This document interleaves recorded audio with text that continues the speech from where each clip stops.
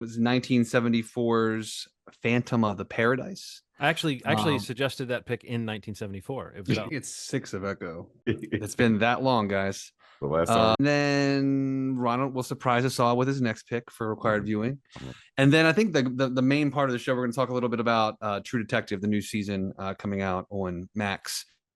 I guess HBO and Max. Is it Max? I don't know. I'm always so confused now how that's going now. Like, is it on HBO and then Max, or Right. and airing on Sundays on HBO? I don't know. It's on Right. one of the two. If you have Max, I think you're covered. We've been fortunate enough to get a look at the new season. I think I do.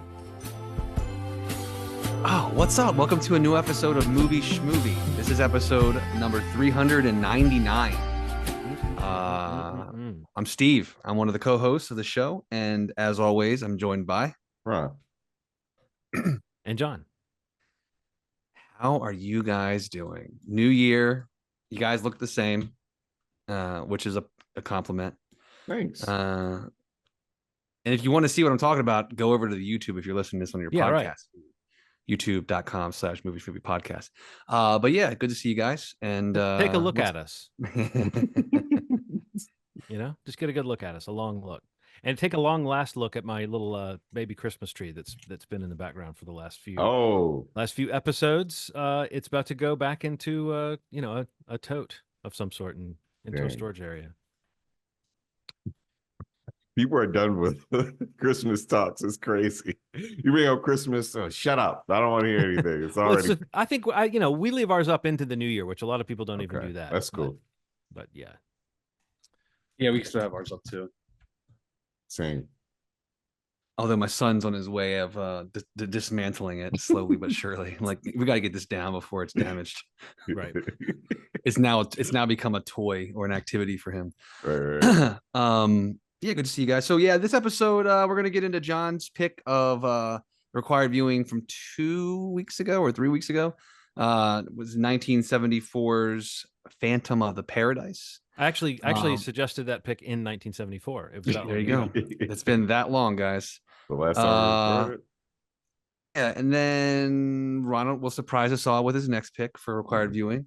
And then I think the main part of the show, we're going to talk a little bit about True Detective, the new season coming out on Max. I guess HBO and Max. Is it Max? I don't know. I'm always so confused now how that's going now. Like, is it on HBO and then Max, or Max Right. and airing on Sundays on HBO? I don't know. It's on one of the two. If you have Max, I think you're covered. But yeah, the new season 4 of True Detective, which starts this coming Sunday. We've been fortunate enough to get a look at the new season. Thankfully, after going through multiple security checks and loops and backbends and spoiler alert, I think it's worth it, but we'll get to that in a little bit. And then we'll go through some other stuff that we've just seen over the past that'll be an episode, guys. John, let's go. Required viewing. Tell us about this pick again, and then we'll get into talking about it. All right. Well, I mean, I would describe this, if you were going to look at this movie and say, what is it? It's sort of a collaboration between songwriter Paul Williams and director Brian DePalma. I thought of it as an early film of DePalma's, but it's like his 7th or 8th movie. So he had been, busy for a while and had developed a lot of his techniques already by the time he did this movie, like the split screen that pops up in places like that. That's kind of a DePalma thing. And this actually follows a movie called Sisters. Have you seen that, either of you, with Margot Kidder? It might be a good future required viewing. But anyway, so, I mean, DePalma was already this guy who had sort of a developed style. I didn't quite realize how long he had been working and how busy he had been by 1974 until I kind of researched this movie. But he had the idea for this movie back in 1969. And then, of course, like in 1970, 71 is when Grease comes along, I believe. And then 73 is when they started making Rocky Horror. So I'm just saying, around this time, there was clearly an idea about like rock and roll musicals. And I only mentioned Grease because this movie kind of mentions the sort of doo-wop revival that in the 70s must have seemed kind of as silly as sometimes when you've been able to witness that, when a musical style gets revived kind of on your watch. it's always funny when it's only 20 years old and it's coming back. Well, you guys might be too young to realize that in the early half of the 70s, we were fully into the music of the 50s. Like that was a huge thing Oh all wow. over the radio. So this movie kind of starts off with that. Anyway, I just mentioned that it's part of this little soup of attempts to kind of do like a rock musical and to maybe comment on the form of the musical a little bit, do something that's a little bit self-consciously corny, but lean into maybe a more modern style of music. There's still a camp factor clearly in this movie. It's going for a certain level of comedy as well as trying to make the music interesting. And it's an interesting thing is I think it was when he was actually meeting at a label, he was at A&M Records, and he was leaving a meeting and he walked out as Paul Williams was walking in, or vice versa. One of them was walking one way and the other one was walking the other. And Paul Williams, who was a songwriter at that point, best known for writing what he called codependent anthems, like songs for the Carpenters, like "We've Only Just Begun" and "Rainy Days and Mondays," and also he wrote the song or co-wrote the song "Rainbow Connection" for the Muppets. So he's a guy who wrote these kind of pretty mid-tempo songs, and that was what he was known for. And Right. he met Brian De Palma, and Brian De Palma thought he had the musical talent maybe to do the different styles that were required for this movie. But he also had another idea, which was that Paul Williams, he thought, had the physicality to play the character Swan. And Paul Williams wasn't interested really in being an actor. So it's an interesting thing. It's like how he ended up being one of the lead characters in this film and writing the music for it is kind of just because Brian De Palma had that little eye that a director sometimes has for someone they want to put in their movie. And then we have this movie that is a Faustian bargain kind of movie. I mean, it's got one of those plot descriptions that is pretty insane because the character of Swan isn't even really the character that you're following at the beginning, but Paul Williams plays a sort of satanic figure who's there to influence this naive young songwriter played by William Finley, whose music gets stolen by Swan, and then then it wraps into kind of a Phantom of the Opera thing because the young songwriter gets horribly injured in a record pressing plant. Yeah. And so such a way that deforms his face, and then he kind of haunts the theater where they're putting on these performances as a Phantom of the Opera like figure, but it doesn't really stop there. Swan tries to keep him prisoner in a little chamber there was actually a real synthesizer. They actually shot that in a real working synthesizer space. But like, although there was all this cool stuff that I thought was an interesting, just showing the musical gear of the age. I'm always kind of into that. I do think there was a little bit of a wink wink. There was some knowing stuff about the music biz in this movie that I thought was kind of fun. And then I also think this movie goes in that way that whenever they make movies about music, they always go in a direction that's like, this is the way movie makers think that musicians work or the music biz works. So it has again, like I said, it's very campy, very satirical, very over the top, like a lot of movies of the 60s. And this movie is, I guess it's a hangover into the 70s. You end with like a crazy riotous scene at a show, and it's just 50 people on stage, lots of people running around. I don't know, a very chaotic movie, but I also think I can kind of see why this movie has a lot of life in the present day as a midnight movie.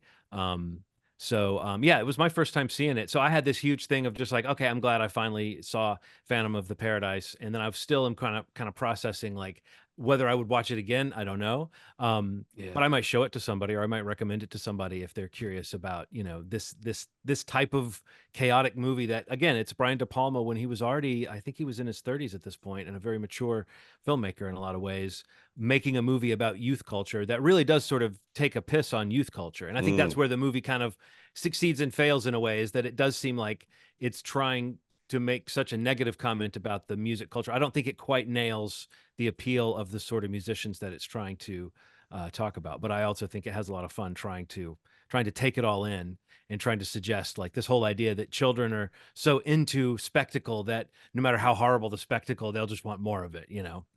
What did you guys think of Phantom of the Paradise? And also, what's your history with De Palma? And did you have this on your radar as a De Palma film, Steve? Not on my radar at all. And I don't know. I mean, to be honest, I don't know that I would have watched it outside of the required viewing. But I feel like in general, though, a lot of De Palma stuff I really enjoy. Especially, I feel like I've mentioned on the podcast, there was like a period where like I went through an effort to like watch all of the films of like the directors I should know. Right. When I was like a teenager and going into like end of high school, early college. And he was always one that came up for, movies that most people maybe associate him with, but kind of going back and finding movies that he was associated with, like, I mean, mainly the one that always kind of that kicked it off was was Blowout. And then, finding Dress to Kill, and I don't know, Body Double. I think we've talked about that on the podcast before. But overall, like, I'm a fan. Carrie, obviously, Scarface, but this film, I don't think I would have. I know I'd heard the name, so when you mentioned it, it sounded familiar to me. But yeah, I feel like I don't think anything about it would have probably intrigued me to watch it on my own, to be honest. Like, I think all that I enjoy the campiness and even the satire, but I don't know that I really enjoyed this one too much. Like, I feel like, as someone who does not do and has never done drugs, I feel like I probably should have before I watched this, because I feel like it would have probably been a better experience. Because I mean, I just feel like for the time, and the look and the music and the costume design, and just like everything about it is so dialed up. And it's so chaotic too, that I had trouble really settling in, and I don't know, just kind of going along with the movie. But I don't know, this was it's kind of like okay for me. If I had watched this, there would be nothing about it, maybe except for some of the filmmaking, those trademarks I would have known it was a Brian DePalma film. Like, I feel like it doesn't stand out as that to me. But some of those filmmaking things that you mentioned before, like, you can definitely associate them with him. But this was made, before a lot of the ones that I kind of went back and found more the early 80s stuff. Excuse me. So I don't even know that I would have tracked this one down. But yeah, it was interesting. I mean, it's like one of those things. It's like a good experience just to kind of see a different kind of movie that I would normally watch, especially from a kind of a renowned filmmaker like him. But yeah, I don't know. This one really wasn't for me. What It's about you, definitely Ronald? messy, and I think that, Yeah. like, what you're talking about, like that precision, we associate with the sort of Hitchcockian style of De Palma. Yeah, you definitely don't get the sense that this one was, like, very carefully mapped out Yeah. at all, and you almost sense, like, a lot of movies of this era, like, they try to make them in the editing room, don't they, Ronald? Like, Yeah. they It see what feels they like, get, and then they put it together, you know? yeah. So I started off being kind of like extremely turned off by like the close shot of the guy narrating the story that's going on and not really know what's going on. But there was an agreement I made with myself. I was just like, I'm gonna get on this train and see where it takes me. And I think I'm gonna buy it. I think I'm gonna buy it. I think I'm gonna purchase it with my Wow. money. I think because there's a couple movies that I've watched in my life that just kind of messed with me. Like the way I felt when I saw Suspiria, like the first time I saw Suspiria, and I was like, what am I looking at? Why is the soundtrack so crazy? Why are there just notes? Why does it feel like somebody fell asleep on the keyboard and just kind of stayed there? And then somebody called him and went, oh, and we go, but yeah, I felt like that when I was watching this movie. Like, for some reason, it hit me. It like, I think, and maybe this is just because I'm starting to make stuff. Somebody going and trying to make this feels like a small miracle. I don't know how Brian De Palma, with his catalog, went to a studio and was like, have you seen Rocky Horror Picture Show? I want to make something like that. Except the songs aren't going to be quite as good. You know what I mean? It's just like, Well, they're not as like, the songs feel like 70s radio rock songs, which don't really, like, a couple of them kind of stood out to me while we were listening, but I think that, like, I want you to finish your thought, because I want to get it at one of the aspects of the songs that I do think is kind of funny, but I don't think it was intentionally funny. But finish what you were saying. But yeah, like, not quite as, but it almost felt like a crazier idea. Like just the idea that this guy's idea of suicide was just stabbing himself as hard as he could, but not in his heart exactly. Like, it just has like a tone to it that is so fucking funny. You're talking about Swan when he's Yeah, doing the deal, or wait, when when the guy's on the roof and he sees him having sex with the woman he's in love with, who is from Suspiria, by the way, crazy. Oh, right. Yes. And he's like, oh man, and then he takes the knife out and it's just like, I'm gonna commit kind of suicide. And he just goes, yeah, yeah. And then he falls down. And then Winslow Leach is the name of that character. I've been trying to remember Leach. his name. Yeah, so Swan was the kind of satanic character. Yeah. Then Swan takes the knife. I was like, nope, you're still gonna work for me. It's just like, yeah, it definitely feels like an on the nose critique of the industry. And I really liked it. Something about it was jarring and weird. And I think, but I got like a thing up for really over the top stuff on occasion. Like I really liked it. Like his whole catalog just kind of had like this. Some of them had like over the top performances. Like, obviously Scarface is not really like but yeah, I liked it. I liked the way that it felt. He was really scary to me. The guy was really scary to me. And the kind of angles that they kept shooting, they were like above him and kind of, it's a strange movie. Well, it felt that like actor had a big eye because it looked huge in that mask. Yeah. If you look at him in his like glasses, William Finley's the actor's name. He does have sort of big eyes, but that eye in the mask looked insanely huge. I was thinking like you can see why you would get cast as a role like that when you're going to be doing a lot of mask acting. I guess I kind of wanted to see a little bit more of what he actually looked like. I felt like they only fleetingly gave it to us, and when they finally did, it didn't seem like the lighting was really right for the makeup or something. But I couldn't decide, was that supposed to be like a hole in his face, or was that like where vinyl had gotten into his face? Because I kind of wondered if his face was going to be like flesh mixed with record, but it wasn't quite. It wasn't quite that. It was more like he just got burned and messed up by the record press. Supposedly they shot that in a real record press, and the actor was sort of afraid to do the bit. He was like, "Is this really safe for me to even pretend this is happening?" One of the things the music in the movie, I do think one of my favorite things about the music, if not my favorite thing, was just I loved the guys in the band that kept getting recast as the new version of the band. Like at the beginning, they're the Juicy Fruits, and they're totally doing the kind of Grease style revival doo-wop song. And then in the middle, they're the Beach Bums, and they're doing like a Beach Boys type song. And then it's unclear when that bomb in the car goes off if anyone actually gets hurt. I guess we didn't really see because the guys are back later as the undead wearing like goth makeup, and I thought that was actually pretty funny. The sort of repackaging of these same musicians, under whatever the hot genre was. That was one of the sort of satirical elements that worked. The other thing was that main actor, Archie Hahn, I think is his name, the guy who was the singer for the Juicy Fruits. That's just a character actor I've seen in so many things, and it was wild to see him in sort of a young role like this, and then to look into him and realize he was a guy who had done improvisational comedy and music.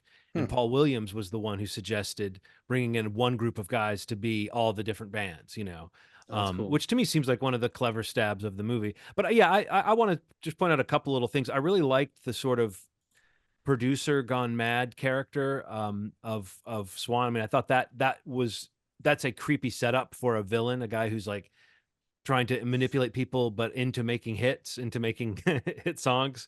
But he's doing it in a very evil way. And he had that one line where he said, "You know how I abhor perfection in anyone but myself." I just thought that was a kind of on the nose, but kind of funny thing for him to say. And then I'll say my least favorite thing about the music was, I think Jessica Harper, is that the name of the actress that plays Phoenix? Jessica Harper, who was in the one in Suspiria, I believe. Yeah.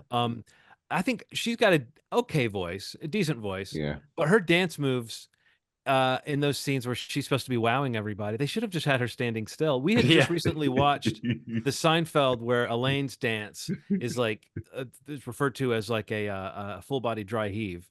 And I got to say that Jessica Harper's dance wasn't much better than that. And what's weird about it is it's like she seems young. She seems like she was the right age to dance however people were dancing in the 70s.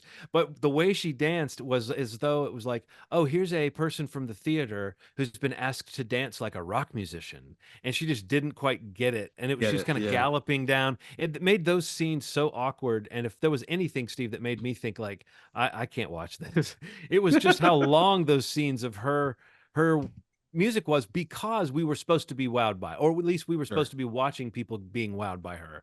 And again, she had a decent voice. She's very pretty. She's a decent actress. I mean, I thought she was fine in the role. It's just I understand why they would put someone like that in that role. It's just funny that they didn't quite have the sense to say like, maybe let's not linger on how awkward of a performer she is when it's supposed to be like everyone's going, holy shit. Anyway, check her uh, out. yeah. I'm trying to think if there's anything else worth mentioning that I had down. Does anybody else have any kind of notes about this? I had one kind of general question for you guys if you don't have any other thoughts about this movie. No. Well, what movie do you think does capture music, or the making music, or we all three have been involved in making music. I mean, do you have a favorite movie that does speak to you? Because I do think, like I said, this movie did, even though it was kind of silly. There was a scene where Swan is producing a session trying to modulate the voice that's been damaged of Winslow Leach, and he's saying like filters. He's just saying stuff in the studio. But they did kind of get a little bit into production in the movie, and I was like, that was one more thing that felt like, oh, there was a little bit of real stuff, or just kind of that felt real as far as the details of that. But this movie, I think doesn't really capture what I know of music. I didn't know if you guys had a movie that you think of as like that's my musical experience, or that rings true to me. Yeah. Hustle and Flow for me. Yeah. That small hot room where you're just banging on the keyboard to you're like, whoop, that trick. You know what I mean? It's like I'm not typically only really messing with keyboards. So when you're in a room, making electronic stuff and then, you're just kind of shouting things at each other, it really feels like that scene where he really starts to make a song. You have the melody first, then you start adding the drums. It really is like a buildup. Lil Wayne has a song called Let the Beat Build, where the beat's literally being built around his vocals.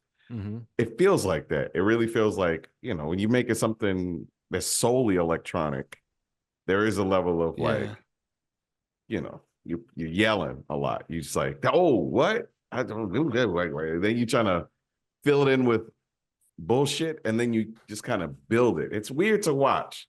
Well, especially when you're right that when you're in the room while it's happening, especially when it's like it's usually one person doing it while the other people are going, like, whoa, at that part, shorten it. It's really fun when. So my cousin is really good at like shortening lines, because I'll say too much, and he's like, "Hey, why don't you take out the man out of it?" And I'm like, "Oh, I could skip the man and just say." So yeah, Hustle and Flow.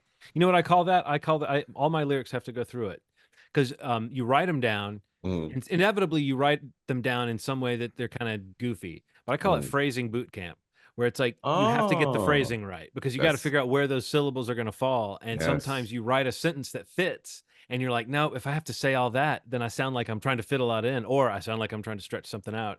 And you find out like, wait, how do things fall so that it's like, because to me, that's half of the, like, lyrics are important. Yeah. But the phrasing of the lyrics almost matters as much, like how they fit with the music, and are they fun to sing? Yeah. Can someone hear it and latch on to what you're doing and find it fun? It's a fun song to hear, even though it's really somber, and I could argue is almost a perfect song. It's very strange. The national anthem. No, it's a this year or last year song. What Am I Made For by Billie Eilish. Jesus Christ.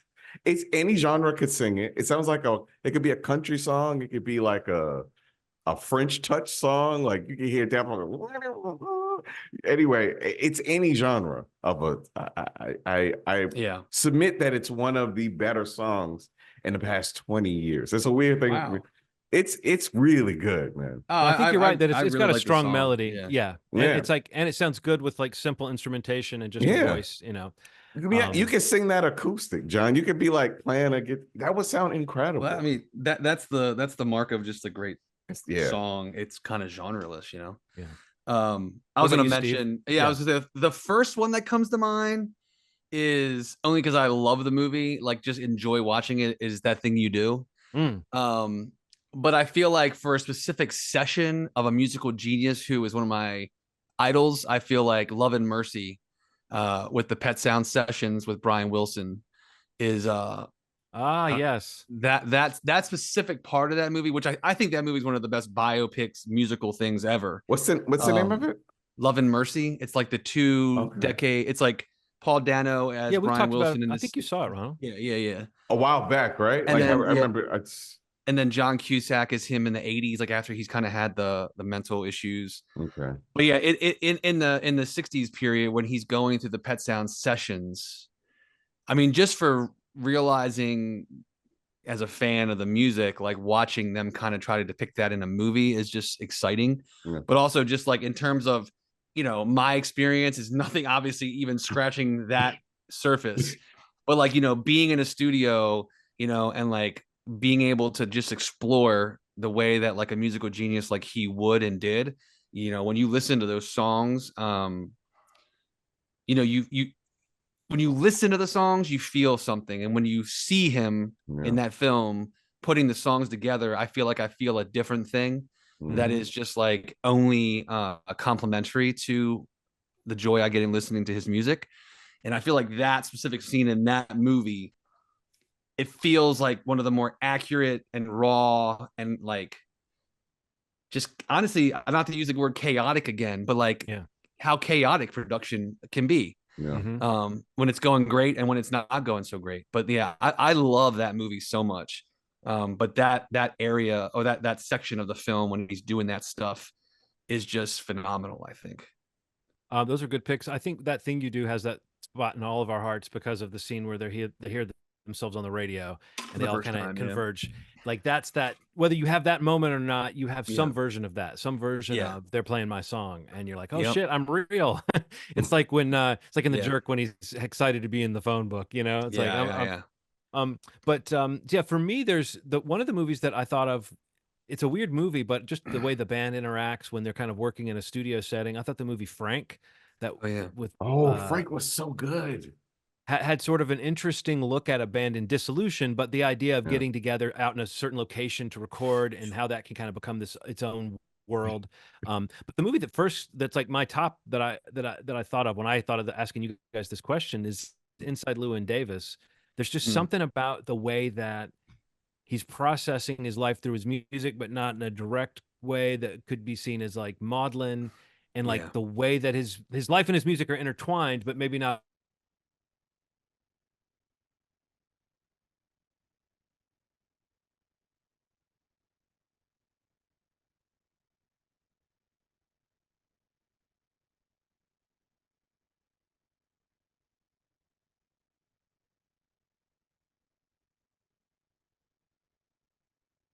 One of the best guys in the room right when Dylan hits the scene, and we know that's the person who's kind of hitting the scene like at the very kind of in the background as this thing ends. And so it's sort of like, what if you were pretty darn good and then you've been on a bill with other comedians, Ronald. I'm sure you've been the winner and the loser of that comparison. We all, I've been definitely, my band has been the hero of the bill, and we've been the the losers of the bill before. For sure. So I don't know. I think that's an interesting notion, and I think the way that he kind of lives through his music, and yet his music kind of gives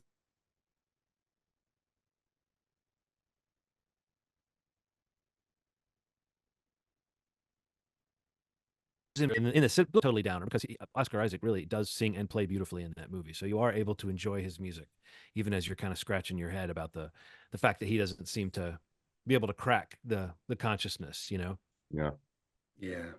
Anyway, what is our? Oh, I'll say one other movie that's actually a good pick because it brings us back around to Phantom of the Paradise. The first 15 minutes of Ishtar, where Dustin Hoffman and Warren Beatty are like these guys who write these silly little songs and play in these really humble settings. Those songs are actually written by Paul Williams. So somewhere there's a demo tape of him doing all those songs. I would love to get my hands on that. But yeah, that's another one that's both funny and it has memorable music in it, but the rest of the movie doesn't really have much to say about the making music. So what's our next pick, Ronald? Take us into we're fully in. Sure.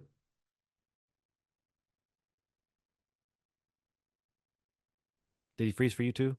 Yeah, I think we lost. Then it froze on your end. Yeah. Okay. Sorry, you guys. What were you saying? What's our next pick? 2023's Mayhem with the exclamation. It's a French. I'm a pretty simple guy. I like to watch real good action movies. I don't like to watch imitations of good action movies. I like to watch actual good action movies. What's an imitation? What do you, when you say that? What like everything that comes after John Wick. You know what I mean? Like, oh yeah, all the John Wick, yeah, all the kind of John Wick. wannabes. Yeah, but I'm like, with it. I'm pretty into. I was pretty into the thing that led to the, and so it's a French gentleman who is a convict, gets caught up in some street action, and it's a lot of hand to hand. It is brand new. Studio Canal is distributing it, so it's not on any services yet besides renting, because it's so new and it's so limited, since Studio Canal's distributing it. Hopefully that means that they're going to release a physical of it at some point too. But yeah, 2023's Mayhem, because it has the exclamation point on it. But yeah, it's on all the services where you can rent: Voodoo, Apple TV, all the services, Google Music and Movies, whatever they call it now. But yeah, Mayhem. It's also known as Farang in France. But it is subtitles. Fair warning, you will be dealing with a little, but it's it's like an action movie. It's like, hey, you owe me money, punk. It's not going to be anything like Rebel Moon level complicated. But yeah, mayhem. I'm trying to parse what you just said. What do you mean there won't be anything Rebel Moon level complicated? Like for subtitles. Like, oh, subtitles. Yeah, okay. yeah. I said for subtitles, it won't be. All right. Rebel I guess Moon. I didn't notice but I must not have just retained that aspect of Rebel Moon. Yeah, I didn't. It's like, oh, this person stole this resource from this. I'm like, what the fuck? Like, just what am I watching? You mean more just like the exposition itself, rather yeah, than but just okay, story. Yeah, right. So no, like, I know what you're saying. Just sometimes, on top of just sound being hard to listen to, just like mixes of sound. I don't. Yeah. Sometimes you just need subtitles to hear all the like exposition. That's like a paragraph. And as I'm reading the beginning, I've cut that movie off 5 times. I haven't been able to watch it because it's so much explaining, and I need to like devote some time to. That's why he had to have a part 1. That's just for the explaining. My feelings about that movie are further hindered by the fact that the afternoon that I watched it, I was in the middle of forgetting an important obligation and missing something that I was supposed to be there for, and then having the horrible realization as the credits were rolling, oh man, that I was like officially like 5 minutes too late to try to rush to the thing. Do you know what I mean? Like, Yeah. and so I not only had that horrible feeling of having missed something, but of what I had just done was Wasted sit there your for time. 2.5 hours and watch Rebel Moon Part 1.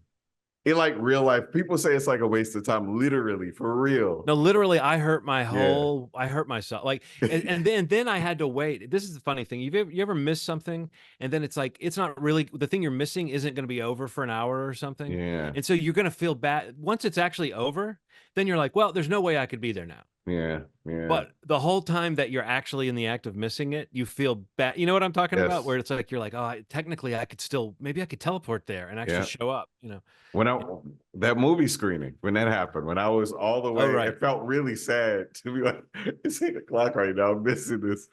Yeah, felt like that, man. But at least that wasn't you. At least that wasn't like you sitting there watching Rebel Moon instead of like looking at your calendar for the week and getting things settled.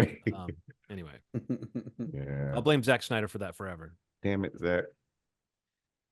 Okay. So yes, Mayhem's our next pick. Cool. Steve, take us into take us into Night Country. We're all in Night Country now. Night Country. Yeah, this is the 4th season of True Detective coming back. After the season 3, that's the one with that Mahershala was in. Yep. Mahershala with Ali and Dorff. The team and Dorff, right. And I like season 3 a lot. I think it's kind of Ali and Dorff. Yeah, people seem to have slept on it, but I thought it was actually a huge improvement on season 2. Yeah. I have the same memory of it. I like to go back and revisit it. I just feel like I even feel like I liked season 2 more than most people did. Probably mostly because of the cast. I don't think the story was as strong, but it's been one of those shows for HBO that's kind of like, it's like it came out with a bang, and season 1 I think is arguably like some of the best television probably ever made in my opinion.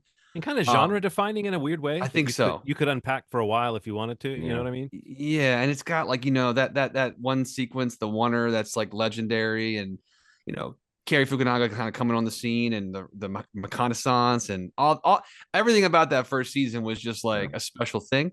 So I mean, I feel like the seasons that kind of follow it kind of live in that shadow or try to live up to that. But I don't, to some degree, neither of the seasons have that followed. But I mean, yeah, after some time, yeah, they announced the season 4, and they, you know, announced Issa Lopez is kind of going to be involved with writing and directing all 6 of the episodes, which is pretty awesome.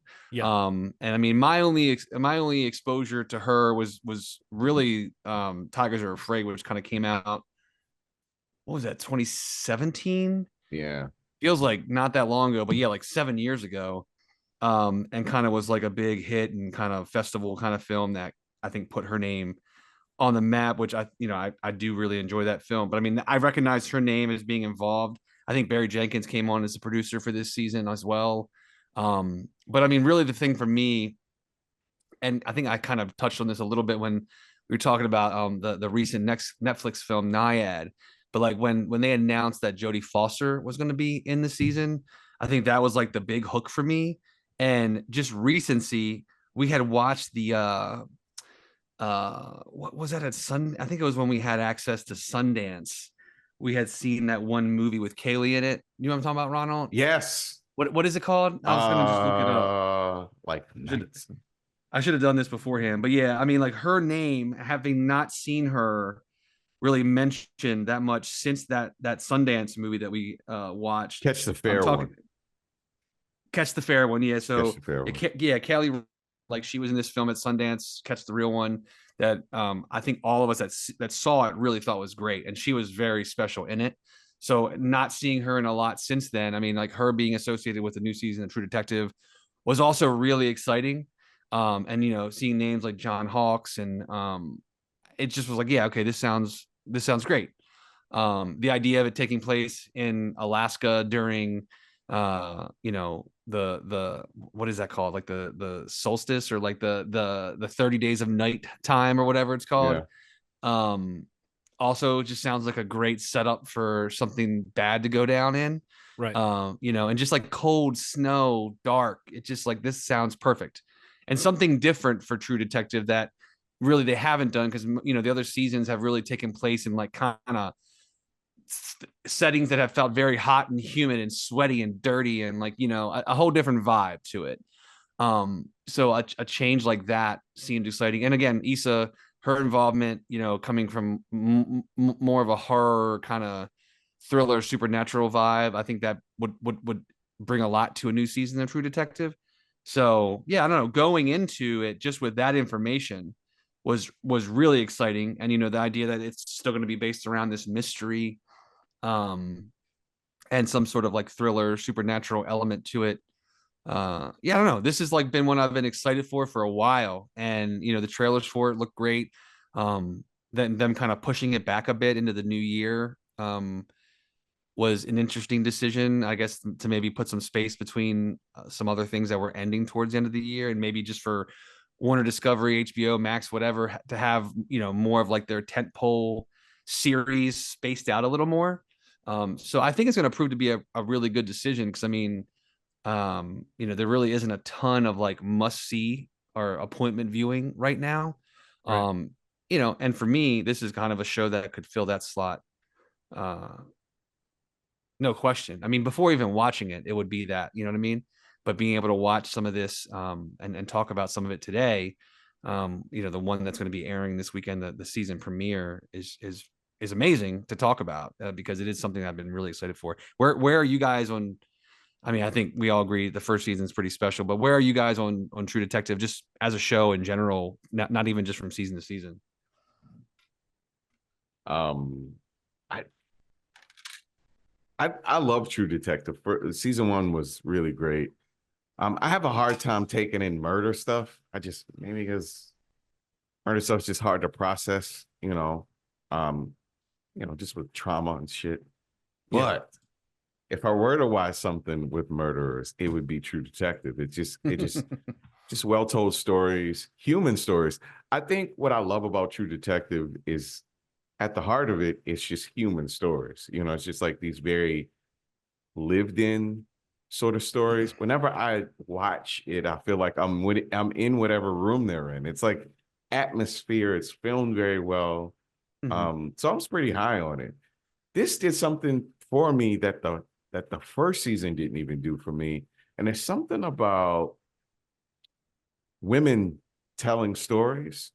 The way women's experiences are very different in the world, you know, that felt different, you know, not because I'm watching, you know, whenever I'm watching something where a dude writes it, you're like, okay, this is how a dude deals with, this is how I would deal with this stuff. Of course I kick in the door. Of course but watching this story, you know, with this sort of perspective makes the story different for me. I'm in another world. I also don't know the connections to the, you know, the tribe and the town. And I've never had that sort of dynamic, you know, in a small town setting, especially with the tribe and the history of race relations when it comes to that.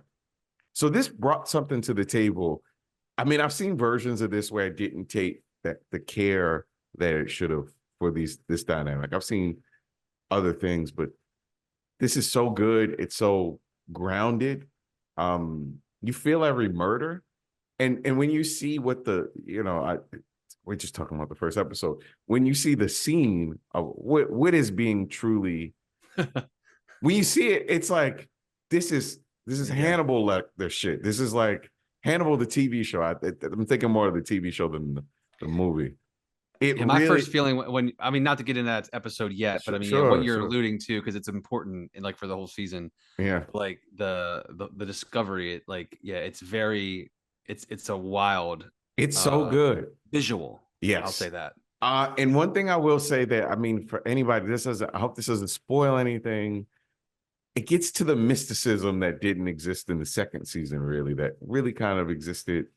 I don't know. There's like this like other element that exists in the equation sometimes in the True Detective stories that I really enjoyed. It felt like I hadn't had it's what made it special. I mean, the first season having little hints of something supernatural around the edges made it special. And then the second season had the vaguest hints of something lurked, but not anywhere near what the first season had. Hell yeah. The third season brought back a little bit of that by hinting that it was taking place in the same world as the first season. Like it said there was a line or two that put it in the same universe as the first season. But yeah, you're right. I think that this season leans like first episode leans very hard into some of those mystical elements in a way that you're right is more direct and more almost of a I'll let you finish your thoughts before I get into mine. I just really like that perspective. It hit me a lot harder than the first season hit me. And the first season hit me really hard. I thought it was great. I thought the performances were great.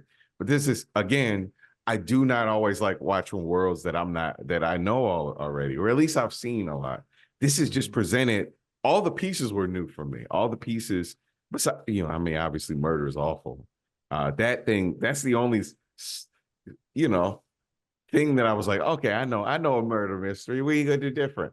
And then they gave me 15 things that were different, you know? And then on top of that, this is the last thing I'm gonna say. Sexuality handled in a way that didn't feel like gross. Like I loved this, like these empowered women that were like, you know, just kind of these alphas in a situation. They get what they get, like, all right, see you later, sucker. I don't know why I use sucker, but it just felt very like, God damn, this is cool. You know, it's like, I really enjoyed it. Overall, 80 stars. 80 stars. I don't know if that's why. Yeah, I loved it. I loved it. So Steve, 80 stars. 80 stars, man. Yeah, it's tough. It's tough to talk about the show like when you can only really get into the first episode. But we have to really like do diligence to that, because I feel like the show is really great at kind of leading into the next episode in general, and just like the other seasons had been as well. But to speak specifically about the pilot, you know, or the premiere episode of this fourth season, which again is coming out this Sunday, like I think it does a great job at just setting up the main characters of the season. Really kind of introducing the relationship between Jodie Foster and Kaylee's character. What is it? Evangeline, and what's Jodie Foster's character's name? Liz Um, Danvers. Danvers, yeah.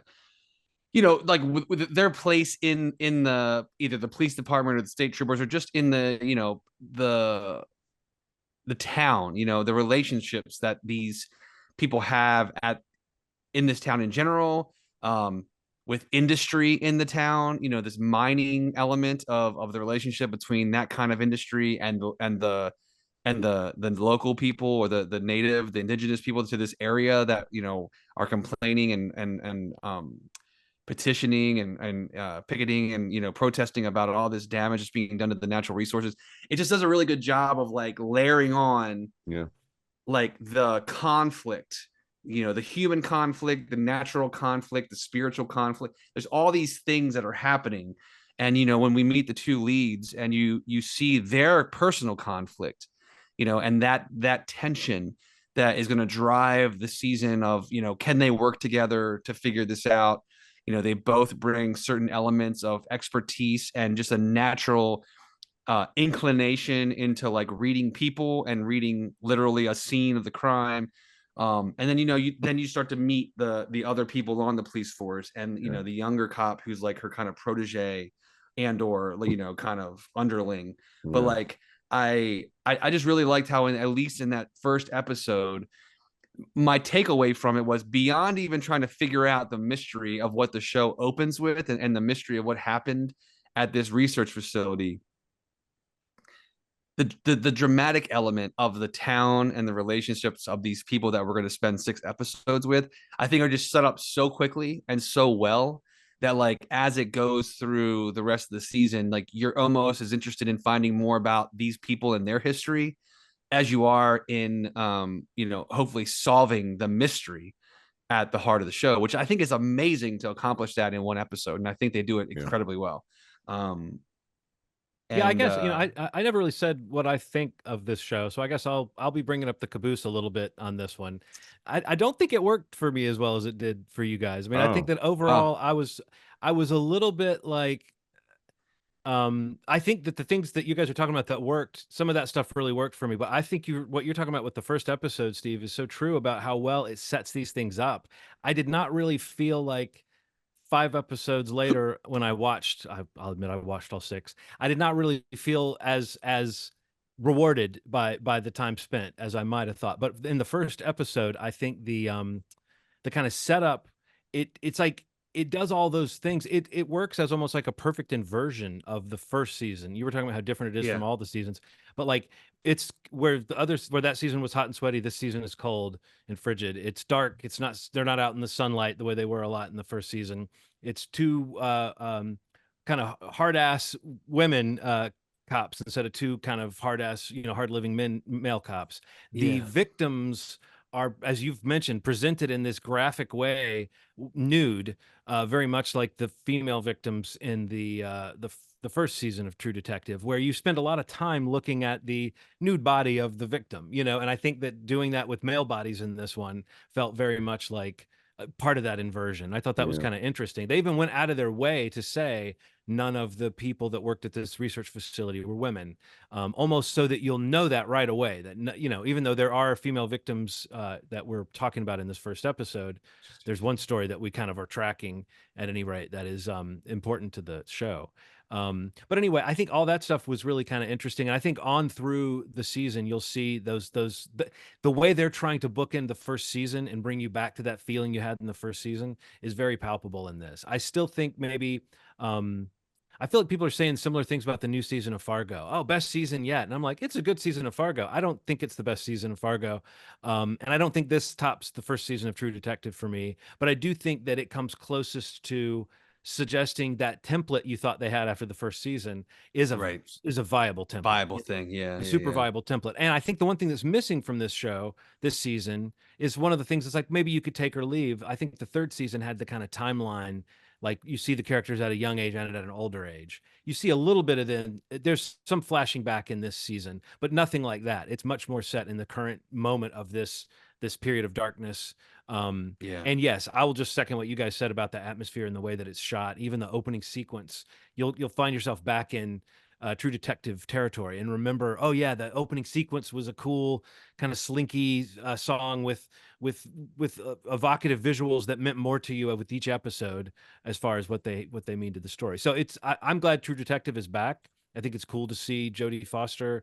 John Hawkes is kind of fun to see in a different kind of role.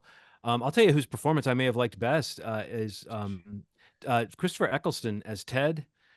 He just comes off as such a regular guy. Like I think he's playing a part that in a lot of other shows might have been cast as like a strapping, like leading man type. But he is just an interesting looking guy, and he's got again he starts off with a little bit of a role to play, and just it has some good scene partners for people like Jodie Foster and people like I don't know her work that much, but the actress that plays Evangeline Navarro, Callie Rice. Yeah. Rice.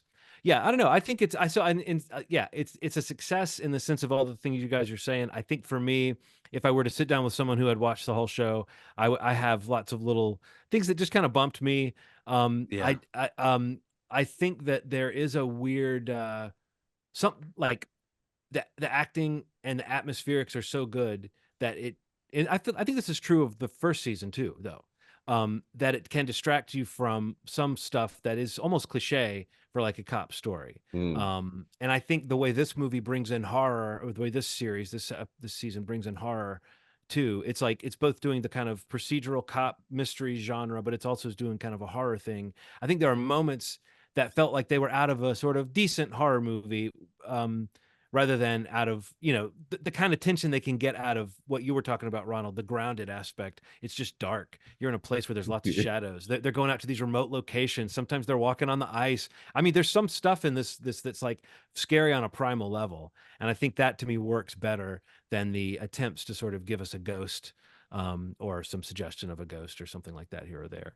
But yeah, you Steve, you mentioned like things that might make you think of, or just like the tradition this is falling in, not just True Detective, but there's the shades of The Thing all over this show, The Shining in a lot of ways. And I thought even if David Lynch's work or Twin Peaks, the way some visuals are used, and the way certain elements come into it that are almost absurd, the way they're depicted. It's not quite comic, but some images are like just weird. Yeah. And one other thing I just want to throw at you guys, just because I do think it's interesting. I'm glad they're using digital animals now rather than trying to wrangle real animals. But do you feel like sometimes the grandeur, like one of the few things you used to get when they tried to film real animals would be like a director trying to capture the grandeur of like a herd of elk moving across a plain or something. When it's all digital and they still try to go for the grandeur, it doesn't, it's like it has to be fantastic, immaculate effects. And I don't think this show quite has the creature feature budget to pull off the grandeur. So it's almost like you're better off not showing it too closely. I don't know. What do you guys think of because at this point, it's so that they don't have to deal with animals that might not be treated that well. Digital animals are a great thing for that, But what do you guys think of that? Do you think they're successful with how many nowadays, if you notice, like you don't get a real deer or a real giraffe or a real elephant in a movie most of the time anymore. You get a digital version. Do you think they pull it off, Ronald? No, it's like the animal. That's that hunter animal part of your brain that's like, that's not real. It's like, well, what's going on? Is this person trying to lure me in with this? It's strange. I felt like that when I was watching the Netflix movie, the Mahershala Ali and Julia. Oh yeah. The deer and that. Yeah, they just were like moving too weird. I was like, oh, that's very obvious those aren't real. But thought that counts, man. Yeah, for a good reason, right? Yeah, it's the thought that counts for real. As long as we don't get like a digital dog that's just sitting there.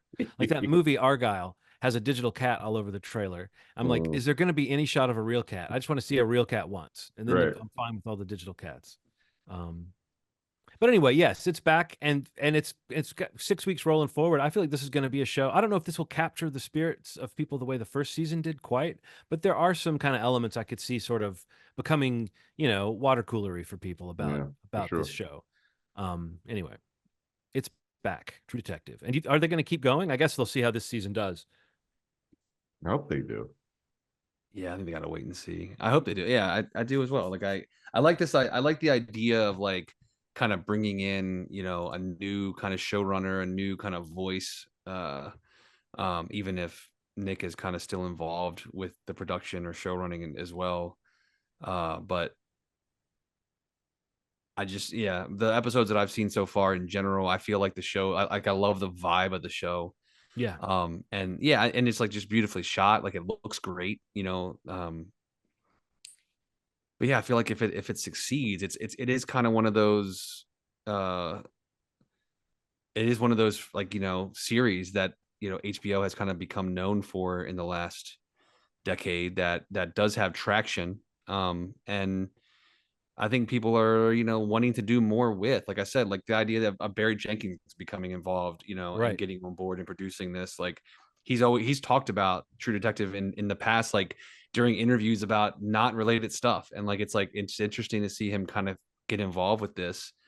And Issa and so far, like I've been really enjoying it. So I hope it continues Did for the season.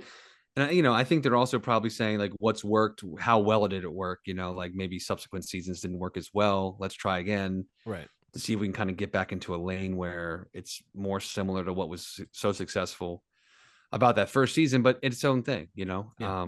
And is that sustainable? So I'm interested to see how it does. I was just Um, interested how much the Pizzolatto wasn't part of the, like he yeah, had supposedly had an idea for this season that he was yeah, working on, and then he said he would moved away from that, and then he yeah, was going away to work on something, and then this happened, and it was almost like the I mean, again, it's HBO's ability to greenlight a new season, so he's still involved in some capacity, but it's an interesting thing because it had seemed like it was his show. You right. know, whatever, if there was a new season, it would be him coming to HBO with an idea. But you know, I will say this episode, this season does hint at the world that it's part of, and there's like two moments that I caught. I don't know, you know, I wouldn't want to ruin them. There's one in a late episode and one in an early episode that felt like these were nods to the other show, or the other season, and I don't think any of them appear in the first episode, so I won't mention them. Cool. But like I think that they keep that going, not quite as extensively as they do on Fargo, but that idea of this is an anthology show, but here's a moment that lets you realize you're supposed to at least have the fun of connecting them in a way. Right. Or like you said, Steve, it's a tonal thing. This is a world, even if it's not a world, it's like it's a vibe. Yeah. So Cool. Again, that starts this weekend on Max and HBO. So can watch along with us. We'll probably talk about it towards the end of the season again. yeah. So anything anybody else has watched that stands out?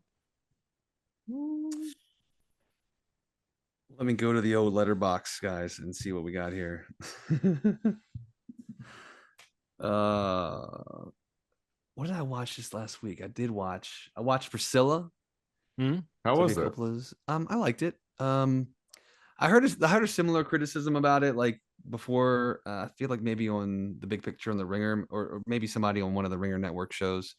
They were talking basically like how, you know, it's a well-made film, well acted, well written, but like for the story of Priscilla and Elvis, like I don't know exactly like what is being added or said that isn't it, it hasn't already been like put to Yeah. film in another way. I mean, it may be spending more time on a smaller period of just this part of their relationship, and its ending. But yeah, I mean, they're both really great in the movie, and it's, you know, Sofia Coppola's filmmaking is, you know, is very impressive in general for most of the stuff I've watched that of hers that I've enjoyed, and this is definitely up there. And actually, having watched Saltburn recently as well, like, you know, the Jacob Elordi double feature here, I think that's kind of why I watched them back to back. Like, you know, kind of seeing where this guy's going in terms of his star power, or his transition to the big screen from Euphoria. It'd be interesting to see like kind of what the next year or so look like for him, because, you know, two pretty different roles, and, you know, Elvis Presley, a different take on Elvis Presley that in some ways is like better than Austin Butler's from Elvis, you know, but it's just very different. But yeah, I thought it was pretty good. What else did you guys watch? I'm trying to think. I know I watched a lot. I'm trying to pull up additional lists here. But did you watch Saltburn, either of you? Yeah. Yeah. Did you watch it, Ronald? Or... Oh, talk Mhm. about Saltburn then briefly. What did you guys think of that? Ronald? Um, throw it away. Damn. Throw the whole fucking movie away. Emerald Fennel. Damn. So I didn't like Promising Young Woman. I don't like this movie. Wow. I don't like her, man. She's just these Not are for like you. I don't know. I'm like, this is. Do you not know this about your society? Do you not? That's what I'm like. What? You done? What? Do that? I guess I don't want to spoil Saltburn, but what is it about society that you're saying that about? You The just mean that rich? like the sort of okay, yeah, the rich people Yeah, suck. just like the Yeah, rich shittiness. yeah. Boy, I was like, am I watching two movies? I don't get it. This is the thing. I wanted to like it, and I like parts of it. No, man. Throw those two movies away. See, I really like both of them. I sort of am of I have two minds about Promising Young Woman. I felt like this Saltburn I enjoyed aspects of. I mean, I haven't been bowled over by it, but I do think there's something about the boldness of it that kept me interested. And I do like seeing our boy Barry Keoghan get a Barry. get a showcase. I do think it's one of those movies that belabors its twist, or like it's not even really a twist. It's basically just going back and showing you the thing they weren't showing you before when you kind of knew what was going on. So I almost wonder if there might have been I don't know, sometimes it's like just show us what's happening rather than make it a twist. Sure. But I think that's the thing where the movie kind of, a lot of times when you don't really need that moment where it's belaboring the twist, it feels like it's the movie not trusting its audience. And I sort of, I didn't like that too much, but I thought that the cast was good and there was some funny moments. I thought Rosamund Pike had some funny moments. Great. And there is a weird, that kind of thread of dark humor that ran through it, I think is what kept me on the hook through what you might be talking about, Ronald, which is a sort of trashy, pleased with itself kind of vibe. Have you seen The Talented Mr. Ripley? Yeah, well, no, I kept thinking of that movie and thinking to myself, oh, I want to watch that movie again. And I do think that to me is the superior movie. But I wonder sometimes if it's like, you know what, I don't want to always be that person because it seemed like there was a young audience that was latching onto this movie. And it's like, you know what, maybe younger people are not as, and to your point, Ronald, maybe they're not as familiar with the sort of eat the rich kind of template. And so this movie kind of blows your mind. What really blew my mind, though, was seeing that like one of the things that became a viral meme out of this movie, at the end of this movie, Barry Keoghan like goes around the mansion, walks around like showing off the mansion. Of course, he's nude and it's a big whatever. But there's a lot of rich people posting themselves just running around their mansion with music playing, and it's like they don't seem to get that the movie's about how they suck. Instead, they think that it's about how nice it is to have a big house, So that's wild. But seeing people unironically post themselves like with that song from the movie playing as they run through their crazy mansion, and there's no irony, no humor to it. It's just, oh, what a cool thing to do. So yeah, maybe Ronald, maybe people, to your point, maybe they don't get it. Maybe people do need this movie on a certain level. But I think that whenever a movie has blown people's minds and people are saying, "Oh my God," and then I'm watching it and it's not blowing my mind, it's hard not to kind of ding the movie for that, even though that's not really fair. But I was engrossed. I felt like between this and another movie I saw recently, Poor Things. I want to see that. I'm very much noticing that like these movies are being mentioned on a wide scale, mainstream kind of reception, and they're very frank about like kind of a nasty side to sexuality or a dirty side to sexuality or a whatever you want to call it, a visceral kind of sexuality. There's some stuff that people do in Saltburn that's like, you might call it kinky. Some people might say it's beyond kinky, but even if you have a wide spectrum of kink, maybe you say this movie is just honest about sexuality in a weird way. I think Poor Things shares that of like, this is kind of shocking and kind of more sexual than you expect a movie that's mainstream in America to be. But I wonder if maybe audiences, even though you do hear about how younger people are not as into sex scenes and that's not something people seek out in movies as much anymore. I do think it's encouraging, maybe whether that's the right word, to see that these movies are able to exist on a sort of mainstream level and present sexuality in a non childish, squeamish way, you know. Yeah, Maybe for a different sure. kind of squeamish, but you know what I'm saying. Yeah. Would you said you liked this, Steve? So Saltburn, yeah, I did like that. I did like it. I didn't like love it, but I also really like Promising Young Woman though. I just kind of like her writing, and I don't know. I always feel like her casting is really great too. So I Cast really is like always incredible. the cast was great. Even Yeah. Carey Mulligan having like a small little bit in this, she was fucking Yeah, great in it. he was. And there's a funny line about her character that might be should do Yeah, anything for attention. attention. Yeah, I love that line. She died? What? Yeah. Yeah. Yeah, she But was. no, I really like, and the more it sat with me and I talked about it, and like Aaron actually watched that one with me. You know, the comparisons to things like you said, like Ripley, or even like Cruel Yeah. Intentions, Rules of Attraction, like things like that come to mind. I mean, they're accurate for sure, but I just kind of felt like it feels a little different to me. Yeah. But yeah, I enjoyed that. Trying to think of what else. Dream Scenario. Did I see that you said? Oh yeah, I you did saw watch it? it. I did not like that. I I was like into it for like half of the movie, and then it lost me. I may have felt a similar way. I don't know that I would say it lost me, but I felt like like the first half I was like laughing and thinking it Yes, was like yes. it was great to see Nicolas Cage get to be so funny. And then I felt like as it kind of played out its concept more and more, I don't think it lost me in terms of thinking it was an interesting movie, but it became like I have this category I put things in where it's like unenjoyable goodness. I thought it was interesting, but not an enjoyable thing to watch after a Right. while. But I do think Nicolas Cage is great in it, and particularly in the first half that you're talking about. It's got so many Yes. weirdly funny moments, and he's doing so many weirdly funny things that you kind of wish the movie had not been going for something so bleak and existential, or at least that was my feeling. Was I kind of wanted to see it play out a little bit more like a Being John Malkovich kind Yeah. of scenario. That's exactly what I was feeling for the first half of the movie. Like I Mhm. couldn't agree more. But yeah, so it's interesting to see how that one played out. I feel like there was another thing that I watched that I wanted to mention. Oh my God. Maybe I won't even talk about it much because maybe you guys can watch it. We can talk about it more next week if you're interested. But Mhm. Jay Bayona's the Society of the Snow. Oh yeah, Do you know about this? I've not seen it, but I mean No, I've got it on my list. I've noticed it. It's on Netflix, right? Oh my God, guys. Yeah, it's good. let's Okay. hold that. We should all talk about that. Yeah, it came out on Netflix what last week. It had a run before the end of the year for like qualifying for stuff. But like yeah, this is like basically our generation probably remembers like Alive, the movie with Ethan Hawke. Oh, Like the yes. story that is based on, like this is the same story but told like more accurately to like what actually happened, the nationalities, the Oh, people, the men, like um love Jay Bayona. Like I feel like I've kind of been lukewarm on him in the past. Like, you know, I didn't love his Jurassic World. I thought The Impossible was really great. I loved what did he do?